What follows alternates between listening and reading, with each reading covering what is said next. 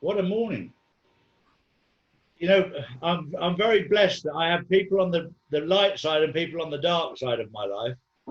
And first thing this morning, I get woken up by an advisor to the Australian government who says to me, Charlie, I've been watching you. And I said, yeah, I appreciate that. He said, well, you're talking about the quantum financial system. He said, 95% of what you're saying is bang on right.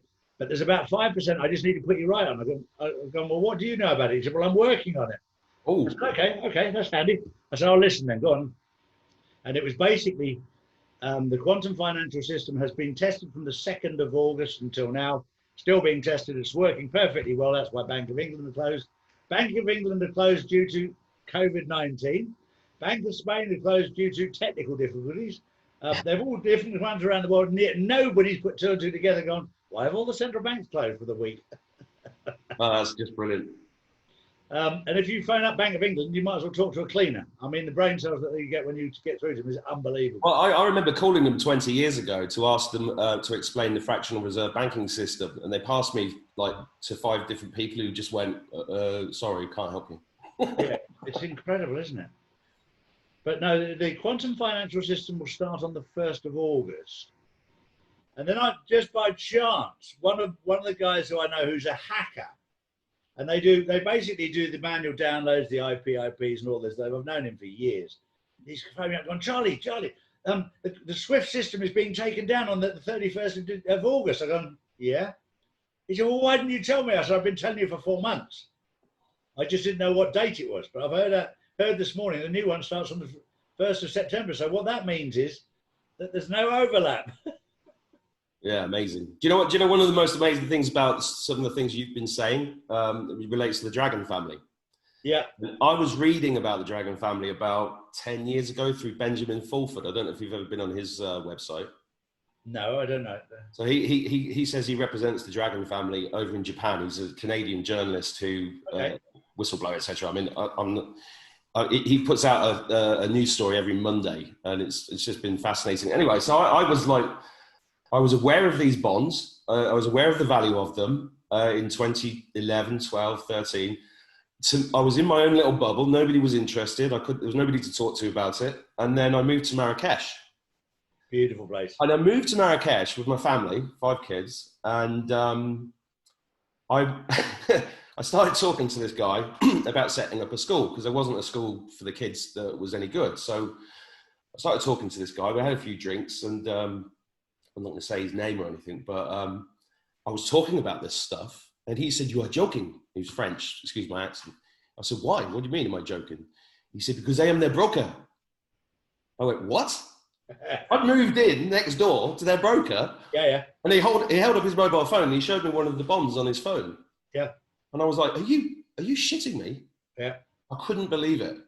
And I listened to his conversations trying to cash these bonds for hours and hours and hours. I'd sit and listen in on them.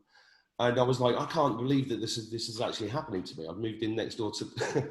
And he told me that there was an attempt to cash in one, I think it was about 2 or 3 years ago, and it was Deutsche Bank. Somebody in Deutsche Bank stole the money. Yeah, that's right. Is that true? 100% true. Wow. You're the first person I've ever met that even knows what I'm talking about. So I've known the family for 15, 20 years, personally. Wow. They know my wife. They know Justin, who's my little boy. Whenever we go into Hong Kong, they're the first people to come and see us. They're the most humble people you'll ever meet. I mean, they are just beautiful people. And the daughter of the main man, she didn't want to come out for dinner the other day because she doesn't speak English and we didn't speak Chinese. And I said, oh, don't worry, Justin's, it was 7 or 8 years old at the time. I said, he'll communicate. And within half an hour, they'd become the best of friends. And she was absolutely adorable. My wife said to me, whispered to me, are you sure they're who you say they are? And I said, well, you know, I've known them for a very long time, and yes, they are. And then the penny dropped when they ordered shark fin soup at $150 a bowl. That's my favourite soup. yeah. It was but they are a very, very nice. I've always loved them as people because I've worked with them for a long time. We've done a lot of stuff, moving stuff or whatever. But it's very interesting that these dragon bonds, the more I've done, and the golden bonds and all these different bonds, when they actually valued them about 6 weeks ago, they were valued at multi-quadrillions. Yeah, I know they're big. They're big. And it's very interesting that if you look at the line, it comes from it's a Himalayan descent, the family. And it's nothing to do with communism. So they're very happy that the Communist Party have been dissolved. Aren't we all? Yeah, exactly. They've just completely disappeared now. And the thing is with the Chinese government, nobody knows who's in power there anyway from the outside because it's a secret society. But they've all gone. So Chairman Xi will be replacing them all with people that will be the new Republic of China. And of course, this is where what most people are completely oblivious to is this whole financial transition from SWIFT, from the Federal Reserve to the quantum financial system has all been funded by the dragons. Well, this is what I heard. I also heard there were all these humanitarian projects that were ready to go, ready to be funded, and you know, all seemed like science fiction to me. But one of the reasons why nobody understands this, I mean, I did economics as a degree 30 years ago, and the fractional reserve banking system was never mentioned once. Incredible, isn't it? And I spent a whole year reading Das Kapital by Karl Marx, the Satanist, I've since found out. Yeah. Satanist, Karl Marx. And I was an economist. Yeah. And I didn't know anything about money. It's incredible. It's extraordinary. Yeah. It's absolutely amazing. And we're very, very privileged, aren't we, to be alive in this time to see. Well, this is why I did a post on your page, because you have been a source of great hope recently, and this is even with some of the things I've known over the years, it still like filled me full of fear at the beginning, because I knew this was coming. I knew that there was I didn't know exactly when, but I knew the time's coming. The New World Order is they're going to keep pushing forward. They've been pushing and pushing and pushing. It's going to happen soon. And when it did happen, I think the first post I put on Facebook was something like, I knew this was coming. This is amazing. It's finally here. Now we've got to face up to it. And then I went through a kind of, I just had the kids at home, and I was just trying to focus on my own life, and didn't know what was going on. So there was fear. And then you popped up and started saying, no, it's going to be all right. I think it was one of your walking videos I saw first. Oh yes. I was like, who's this guy? I like this. This is a bit more positive. And now I've started my own channel because I've had enough. And all of us have got to start talking, I think. Well, the New World Order they were pushing, which was George Soros's plan with the Clinton Foundation, et cetera, et cetera, et cetera. That's what they wanted. And the alliance, which is behind Donald Trump, is doing. It's not the same by any sense of the imagination. It's different in a number of different ways. With the New World Order, it was very much one government, one currency, one world, one religion, one everything. And Donald Trump has been put in place to stop that happening. And also with the vaccines that were going to be mandatory under New World Order. Ridiculous thing to do when they haven't even tested them. And the ones that they have tested in India have killed tens of thousands of people, and they've tried them in Africa and they've killed tens of thousands of people. And all those governments are suing the World Health Organization and Bill Gates. But that's all under wraps, Trump is sending out red flags all over the place, but he's totally in control. What most people didn't realize, because they hadn't got a clue what was going on, was the first of the shutdown, the global shutdown, was in Italy. And Trump made a point about mentioning that they took out the head of the beast first. Well, the head of the beast was the Phoenicians. The Venetians. They took those out right at the start. 12 families, I think it was in total. So that nobody had anywhere to hide, because they're the people behind the scenes that control everything. That's where every birth certificate in the world is, because it's technically offshore. That's why we're all under maritime law. Yeah.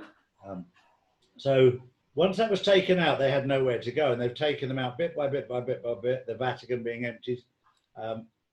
The reason I knew the Vatican was being emptied was our own security guys were looking after the Pope, and also the guys that I used for moving currency around were now all of them employed, 650 planes, to move what the contents of the Vatican from the Vatican into Fort Knox.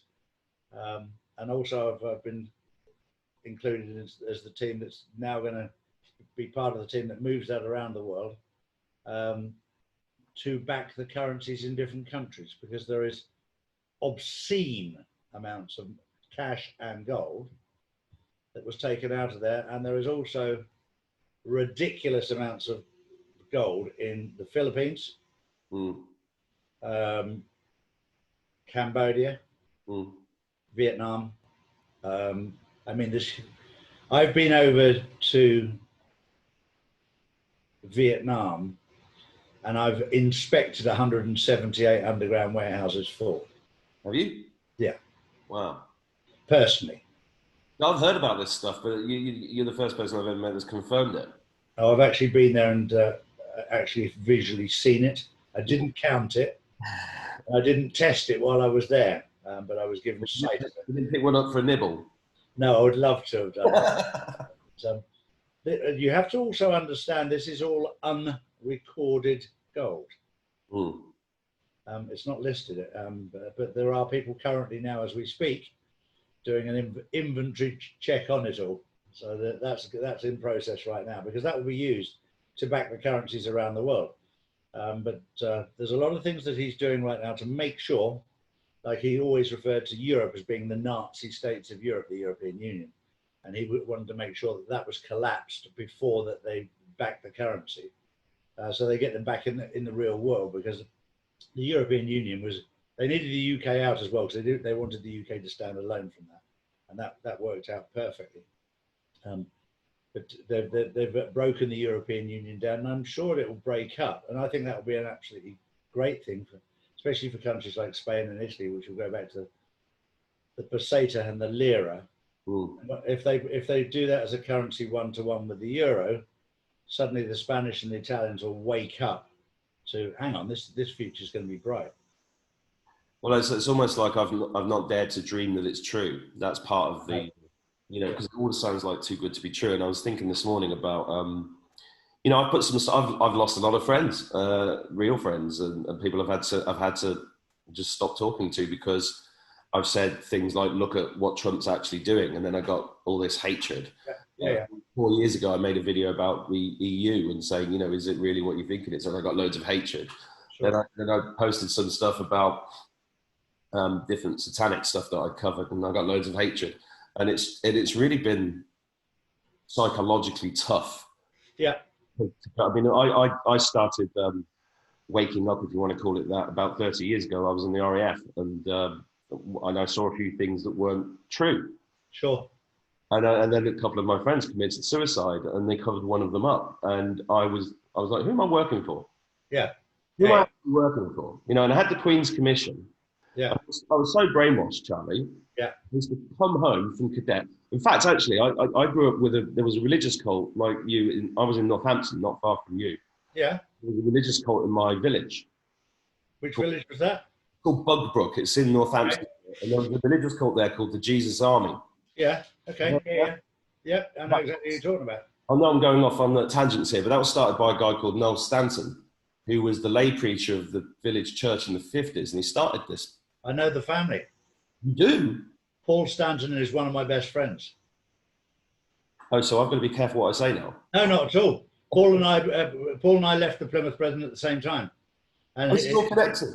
It's all connected. Yeah, I think it's his uncle that you're referring to. We just chose to take a different path in our life from what they did. Well, the thing is with brainwashing, as you will know, some people can clear their mind of it, and some people it does other things too. Well, what happened to me was that I was molested by a doctor who was in that cult, and I found that my dad used to tell me a story about that when he was a choir boy, 10 years old, this guy Noel tried to fiddle with him, and my dad told me that he punched him in the bollocks and ran away. I found out later that that's not what happened. Mm-hmm. And I said to my nan before she died, I said, why didn't you do anything about this? And she just looked at me and she said, we were just too scared. Yeah. And I was like, and I'm just I've got indignant rage about paedophiles, right? So yeah. I know everything that I've tried to do with my kids is protect them from this and everything else. But So I was in the Air Force, and I was so brainwashed that I was in the Air Cadets, and I used to rush back on Thursday night after parade in Northampton and turn on Question Time because I thought I was keeping abreast of the world. Little did I know I was probably watching a load of paedophiles then on the BBC, the Jimmy Savile Protecting Brainwashing Corporation of the UK. And at the end of the Question Time, I don't know if you remember this, but they used to play the national anthem. Yeah. As the BBC. I used to stand to attention when there was nobody else in the room. Yeah, yeah. That's a military training. I'm like, oh my God, I look back on that. And then I had to turn my dad's life support machine off because he died of a brain hemorrhage at 37. And my world just went nuts for the next 20 years. It took me a very, very long time to get over that. But what it did is it opened me up. Of course it does. It opened me up, and I was questioning who am I working for? And there was a really big moment when I got given an award by Prince Philip at St James's Palace. Yeah. It was the Duke of Edinburgh's award. Excuse me. And I was supposed to collect it the year before, but I joined the Air Force in the meantime. So I turned up in my uniform, and it was one of those days where traffic was awful in London. I was with my mum. She was in her best clothes, blah, blah, blah. Got to St James's Palace. He comes along. I'm not tall. I'm 5'7" ¾ and he was like that on me. And this is 30 years ago. He had a face like leather and these eyes, these unbelievable eyes that I'd never seen anything like it. But he was my commander-in-chief. So he shook him by the hand, and he looked at me and he said, I see you've joined and somebody had to whisper in his ear because he didn't recognize, Boyd Air Force. And I was like, what? You don't recognize this uniform? Yeah. What? And I gave him a look, and he gave me I'll never forget the look he gave me. The dirtiest look I've ever seen in my life, and I was terrified. And he whipped his hand away from me and moved on. And that really affected me because I really started thinking about all of this stuff. And then, the way life works is that you just bump into, the teachers appear when you're ready. And I was a stand-up comic for a number of years based in Manchester. And there was this Canadian comedian one night in a curry house. I think it was 1999, and he gave me a copy of something called the Protocols of the Elders of Zion. I didn't even know what Zion was. I'd heard of it. And he invited me to go and join this refuge in Canada where they were digging these underground, this is 30 years ago, digging these underground houses, arming to the teeth, growing their own food. And he invited me to go and live there. And he said, read this first. So I read it, and it was a plan. It was a plan. World War I, World War II, World War III, all of this. If you look it up online now, it's anti-Semitic, blah, blah, blah. But, if you haven't read it, and that was when Y2K happened. I remember walking home on New Year's Eve, just crapping myself, thinking, well, the world's just going to fall apart. And then it didn't. But then you've got different spectacles. So you start seeing things in a different way. And over the next 20 odd years, I just became obsessed with it and trying to look into it. And then, for years I've been called a conspiracy nutter, and I've had to put up with all of that kind of crap. And now seeing people talking about some of the guests you've had on, the stuff that you've done, it's just amazing. It's amazing. And, when I found Q a couple of years ago and we talked about the Great Awakening, now we're seeing it. Yeah, totally. It's almost too good to be true. And I was thinking about doing a podcast because I put something up about, I've got a very good friend who's quite well known in the UK. And she said, after one of my Facebook posts, she said, this is the biggest, most extreme version of the savior complex, something like that. And I was thinking, am I just looking to Trump because I want a savior? So I'm really internally thinking. I was just watching a Mark Devlin video who brought Charlie Freak to my attention. Yeah.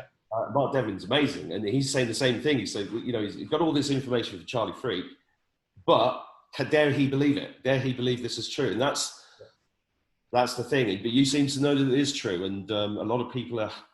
One of the most important things, Mark, that I've learned is just to trust my own moral judgment.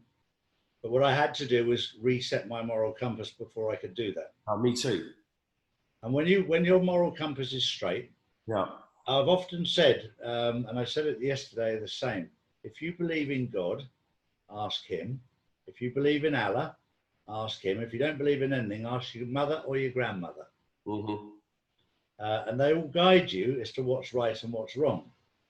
And then you can reset your moral compass. And then when you find out information, you have to understand, Mark, your opinion is your opinion, my opinion is my opinion, and it's based on what we hear.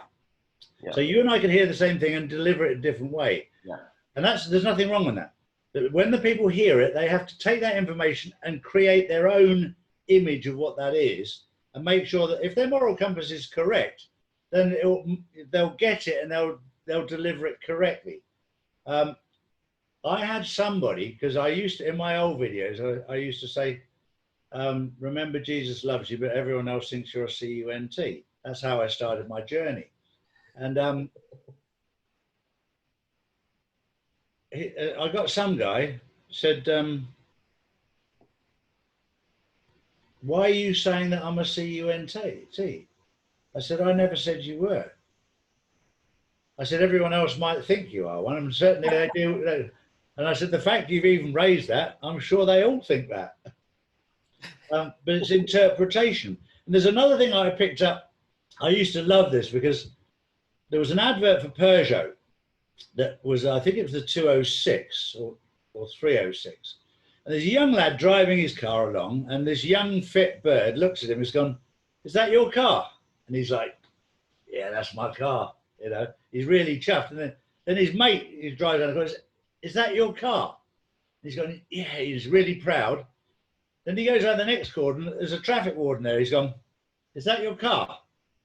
Exactly the same words. Exactly the same words. But said in a different spirit, and it has a completely different meaning. Yeah. And we often hear about it's not what you say, it's the way that you say it. But that's using exactly the same words, but it's delivered in a different spirit, a different manner. But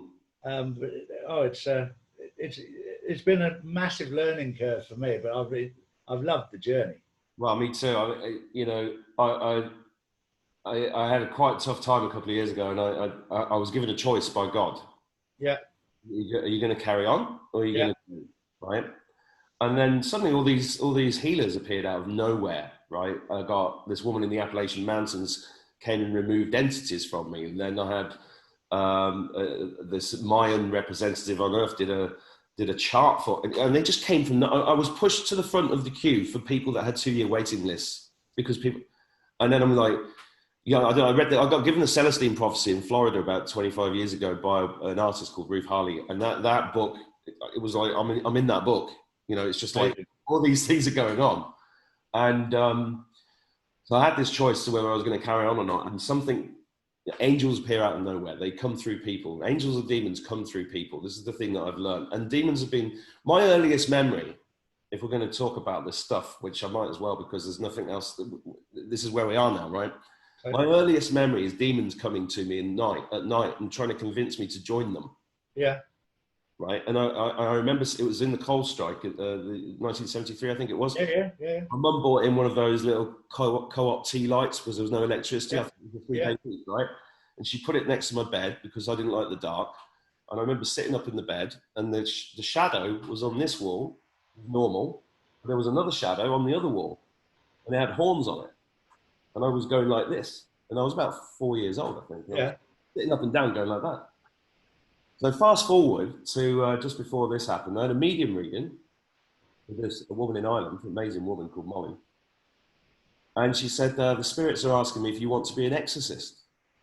And I went, what? I'm an entrepreneur. Why would I want to be an exorcist? Yeah. And they said, well, you know an awful lot about demons. And you've managed to fight them off. And because I've made some. So what I'm saying is that the life entity possession and stuff like that has become a big interest of mine because it's always been there. Yeah. And I think that what I've learned about this cabal, whatever you want to call them, is that they definitely understand how this universe really works. They understand magic with a K. They understand and they use it. And they even the language, what you're saying about the way words are said differently. I'm actually looking forward to Charlie Freak's book on the phonetics of each letter. I think it might be the wrong word, but spelling, they contain spells. And, these words are a kind of prison for us. They've created this perceptual prison. And then when you look into symbolism, Yeah. And symbolism, you know, the easiest one to explain that is like if you walk through London, there's one symbol you cannot avoid. You can't walk two spaces without seeing this symbol. It's the London Underground symbol. Yeah. What is Sure. it? Well, it's the planet Saturn. Yeah. And then when you start realizing that all these symbols, if you go to Google and type in corporate logo Saturn, Yeah. they're all Saturn. Yeah. Why? Because the symbols carry a frequency. The frequency comes into our head, into our pineal gland, and then we create the universe based upon their inputs. Yeah. So this is what I think lifting of the veil is all about. And there was one thing Trump said, because when this started, I was exhausted because I was staying up watching all Trump's press conferences. And at the end of one of them, he said, when this washes through, it'll be like a burst of light. A burst of light. And he said it twice. Yeah. And it really resonated with me. I was like, what does he mean? What does he mean, a burst of light? And I think it's all related to the removal of this prison structure that we don't see because we're creating it. Yeah. And I mean, does any of that resonate with you? I mean, we're talking about money 1 minute, but then I'm talking about demons. And yeah, 100%. And I did a chat yesterday with Tom Sidney Bushnell about numbers, numerology, numerology, and the most simple numerology out there happened at his speech at Whirlpool. First of all, what are you doing at Whirlpool? Second of all, if you look at a normal box, it has he had 3 different words for washer on the boxes. That's right, in 3 different languages. But how many boxes were there? 17. 17. Q. 17th number of the letter of the alphabet is Q, correct. And these little symbols that he puts out for people who know, that's not a coincidence. First of all, what president in history has had 17 washing machines behind him on stage while he's giving us a sense of humour, if nothing else? Exactly. You know, it's not the most normal. If he had 17 flags, you go, well, that could be a coincidence. Yeah. But to 17 washing machines. Well, he goes through a lot of underwear in his job, you know what I mean? Yeah, he does. Exactly. But no, it's a fabulous time. It is amazing. And you've given me hope to feel that this is actually happening. And it is. It's definitely happening. Well, you know, and one of the things that was amazing at the beginning, you know, one of the most amazing things, just through Facebook, I've been talking about this stuff on Facebook for years. You know, when I started doing it, there were people saying, aren't you scared? Aren't you scared they're going to get you? And I'm like, who are they? Who are they? Well, you're admitting that there is somebody there to be afraid of. Yes. That was the interesting thing. So I kept doing that, and you know, people would, you know, I found a bit of a tribe. But when this happened, when this pandemic started, I was answering questions. People were writing to me saying, "Mark, what's going on?" Like I had the answers. Yeah. And I found myself becoming like an agony aunt. Yeah. And I got a lot from this because I started helping other people. And then I started realizing, well, this is all now a collaboration, right? We've all got these different levels of knowledge. Now it's time to just try and wake everybody else up because, you know, I still go into the shop and I see people in masks and it's awful. And it's fascism. And it's like, how long is this going to go? When are they going to realize? The one thing you'll get used to is people want instant success and instant answers. Yeah. Part of the way we've been brought up over the last 20 years, you know, because you can get an instant response by email, by WhatsApp, or by Signal, or Telegram, or Skype, or whatever. You know, when you and I grew up, we had to write a letter and then send it. It took 3 days to get there and 3 days to get back. Or go to the phone box, which smelled of piss. That's right. Put 2p in. Or be at home at 6 o'clock inside the front door for the phone at home. Exactly. But everybody wants everything done yesterday. And I often remind people World War II took 5.5 years, and this has taken 4 months. And the job that's been done this time is 10 times greater than World War II. Yeah. What they got rid of. It's just wonderful. It's wonderful. The interesting thing for people like you and I living outside of the UK is when you looking at some simple facts of COVID-19 being downgraded to nothing more than the flu back in March of this year by the World Health Organization, CDC, and the government. So we knew it was no worse than the common cold. Then they empty Buckingham Palace and board it up. It's all boarded up. The Queen goes into quarantine indefinitely. Really? And then I noticed today that Prince Charles is stepping down as the Duchy of Cornwall on his range of foods and what have you. You go, when will people start to realise that 1 and 1 make 2? There's things that happen. Why did Harry and Meghan disappear in a rapid hurry? There's certain things that you just go, why? It's too much. It's too much to be a coincidence. It is. And then I found out there was 100 forensic officers going through Buckingham Palace. Well, why would they do that when the Queen is in Windsor? Why would they be wanting to go through Buckingham Palace? And then one of the guys that we know that's been linked to the forensics said it could take 10 years to go through it. And I was like, really? So let's see what excuses they come up with. But one thing is very clear: the power of television is quite scary, because the mainstream media have been absolutely lying through their back teeth about this. Yeah. The fear-mongering is the fear that they've created, because in the adverts, even in the sport, like down on one knee, Black Lives Matter, it's become so politically driven, and all the adverts are, it's just ridiculous. I call it the theatre of war.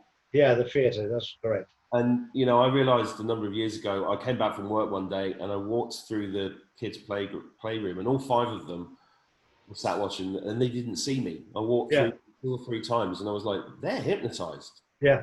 They're really hypnotised. So that was it. We decided no TV. Yeah.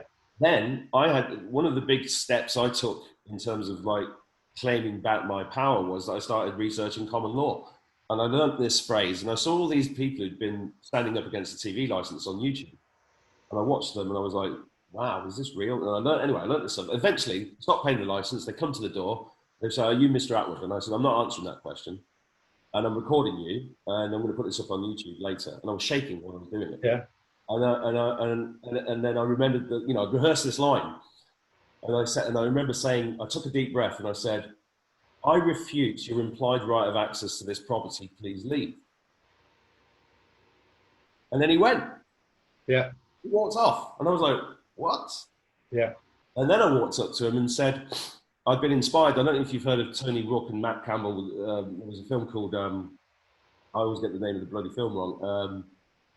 Oh, come on. No, he's going to kill me because I've forgotten the name of the film. It's about irrefutable evidence of 9/11. Matt Campbell was my friend from Bubbrook. His brother Jeff died in the towers on 9/11. For 20 years, I just interviewed him yesterday on my channel. For 20 years, he's been I've been over his shoulder while he's been writing to everybody. He's a brilliant mind, Matt. He's a physicist and a mathematician. He's just tried to break the whole thing down over 20 years. It even got to the point where I was supposed to go to Guantanamo Bay with him. He actually went, and he spent a week at Guantanamo Bay, which he talks about in the interview. And I'd been inspired because Tony Rook had made this film. I'd been taken to court for his TV license, and his defence was that if he paid his TV license, he would be contravening subsection 16, I think, of the Anti-Terrorism Act 2004. I can't remember that details. And the BBC had reported on Trade Centre 7 going down 20 minutes before it had, so therefore they were supporting this act of terrorism. Therefore, he'd be breaking the law if he paid the licence. And it was kind of a limbo scenario. And he didn't get fined. I think he got fined a little bit, but he didn't get done. It was like, I said exactly the same thing to this TV licence collector. I said, I'm not going to do it because of this, that, and the other. And he just looked at me and said, I'm not going to get anything out of you, am I? I went, no, you're not. No. He drove off. I spoke to John Smith only yesterday from the Common Law Court because of the fact that I did a show with him on my channel, and he got so inundated with applications he had to move to a bigger premises. I'm not surprised. Which he's just moved to, because I said to him, we need to do another one. He's gone, not just yet. I've got to get this one sorted out. But they've moved to a bigger premises. So that's why anyone that's watching that's still waiting for their common law cards and whatever, he's absolutely snowed under. He's had to move from his premises to a bigger premises. He's got the new premises, he's got the keys, he's just setting it all up. He'll be operational fully next week, he hopes. And do you think common law is going to be part of this Gesara? Is it actually going to It's part of Gesara. It's Yeah. part of the whole format because Trump wanted to do away with the maritime law because it's so How corrupt. amazing would that be? It'd be unbelievable. What? And it'll a critical part will be completely retraining all the lawyers and judges in a system that is because the whole law is how the world should be. Yeah. But it was kidnapped or hijacked by these evil people to make us a commodity that they monetized or capitalized. Yeah, the whole system is so corrupt, and that's one of the biggest parts of Gesara. The other big part of Gesara, which is that a lot of people overlook, is the humanitarian side. Yeah.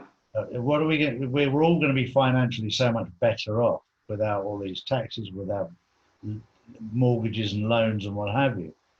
With the extra money we've got, we need to be looking after each other and looking after the planet that we have, because we've become very complacent in the way that we look after things. We live on a very beautiful planet, and we just need to learn to look after it.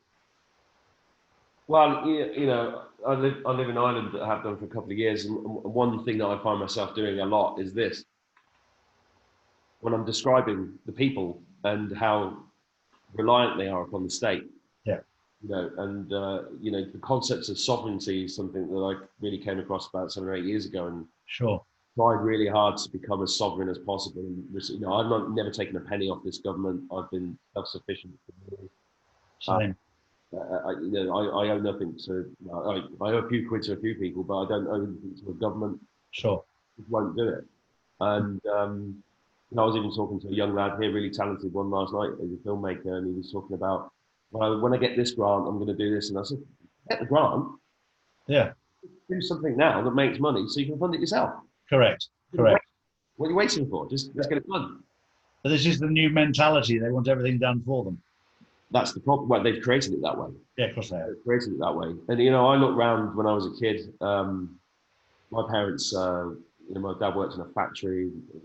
You know, he got up at 4 a.m. and he worked until 4 in the afternoon, and he was exhausted and got paid nothing. My mum had 3 jobs. She was a postwoman. She did, and I looked around. I was like, this is mad. Yeah. So I decided not to do that. You know, so I became a pilot, but then when I left there, I became an entrepreneur. And yeah, you know, you can do things in this life if you choose to, and you should take responsibility for yourself. Yeah, I just said to you, you know, I just got off the phone to the doctor because I took myself to the doctor last week. I had to wear a bloody mask. They wouldn't let me in without one, which I apologise to everybody for, but sometimes you're going to do what you're going to do. An ECG, blood test, everything all came back clear. Yeah. And people were saying to me, what's the matter? What's the matter? I was like, well, I'm just taking responsibility for my own health. I just want to know what the facts and figures are so I can adjust the course of the ship. Yeah, of course. You know, and I try to make kids to do the same. If we look after ourselves, properly, then our body will look after us. It's that simple. If we do the right exercise and the right diet, under normal circumstances, 95% of the world can look after themselves. 98% probably can look after themselves if you look after your body properly. The trouble is people like me have abused my body, something rotten in you're not the only one. You're not the only one. I relate to that part of your story. Exactly, but you know, my body now is looked after me very, very well. Well, you're looking well on it. But do you remember when I was a kid? I remember the street I lived in. Every single garden, my dad it would be, if you'd want dinner, my mum would send me to go and pick the peas. That's right. Yeah, totally. Everybody grew their own food. Yeah. Now I go back to that same street. They're all lawn. Yeah. All the front gardens have been turned into car park things. Yeah, sure. Like nobody knows their neighbours anymore. No, exactly right. That was social design, and I feel like I was at the last part of when society was still, you know, leave the back door open, people would come round. I mean, I sound like an old man now, and this is what old men say, but this is it was true. It really, really changed. We grow our own vegetables here at the house, and because of Justin, all our neighbours, the children are all the same sort of age group. They play out in the road together, and we communicate all the time, which is lovely. But it doesn't happen in the UK anywhere near as much as it I know. Well, that's one of the great things about Spain is you go out for dinner in the evening, and the kids are out until midnight, and they're all playing, and everybody's chatting. It's beautiful. Everybody, everybody in the UK is inside watching the TV. Yeah. And then when we did take Justin out one New Year's Eve in London on the River Thames to watch the fireworks, we were asked to take him home at 9 o'clock. He's not allowed to stay out. And you're just like, really? Mm. You know, the children here come out to eat at midnight and they're still out at 2 o'clock in the morning and in school on time at 9 o'clock in the morning. And it's just the way they are. Yeah. They're with their parents, you know, they're out with the family. And the weather helps, to be honest, but, you know, it's still... I love seeing families. Yeah. Where you have a young family, so you've got the youngest generation and the parents and the grandmother and the great grandmother. So the one thing that people forget is if mummy and daddy say no and the child doesn't listen, grandma will say no and they'll listen immediately. And it's a matriarch or whatever. But the discipline, the Spanish disagree with me. They say it's already slipping away. We're getting more European. And I said, you are, but you're still ahead of the rest of us, and keeping the families together and all eating out on the beach together on a Sunday. You know, they're still very good at it. Mm. Well, Mark, it's been wonderful talking to you, and we'll have to do it again because we haven't covered a number of issues. Because there's a few things I wanted to go through with you as well, but we can do this again, especially with your journey. I was your 56th subscriber. Oh, thank you very much. I couldn't believe that yesterday. I was over the moon. I mean, starting that channel was a bit of a jump for me as well. I mean, I work online anyway. I've been doing YouTube videos for years, but never talking about this stuff. Sure. And I was on this road trip with my son, and I couldn't not do it. Brilliant, absolutely brilliant. And I saw this King John Castle on the road, and I was like, King John, this is a sign. This is a sign. Let's get on. Let's do it. And there is so many signs out there, and we just have to keep focused, keep positive. Yeah. And just look. Things are going really, really well. He's on top of it. He's getting rid of paedophile gangs. He's getting rid of the cabals, the deep state, everything that's evil in the world he's getting rid of. And one thing I try and point out to everybody is after this is over, I promise you there will still be evil out there, but it won't be in control anymore. But when it is over, can we have a big party, please? Oh, I'd love one. All right then, Mark. Thank you, Charles. Great to see you. You too. Lovely. Thank you. Take care.